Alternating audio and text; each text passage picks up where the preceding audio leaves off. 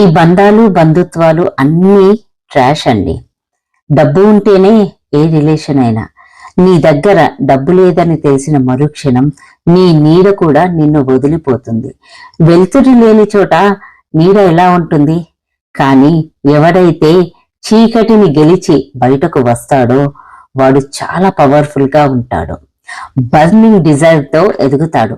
వస్తారు ఈ బంధువులంతా చెరువు కింద వచ్చే కప్పలాగా.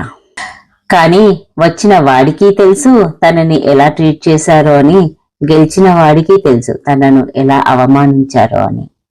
అలాంటప్పుడు ఆ రిలేషన్ ప్యూర్ గా ఎలా ఉంటుందండి? అస్సలు ఉండదు.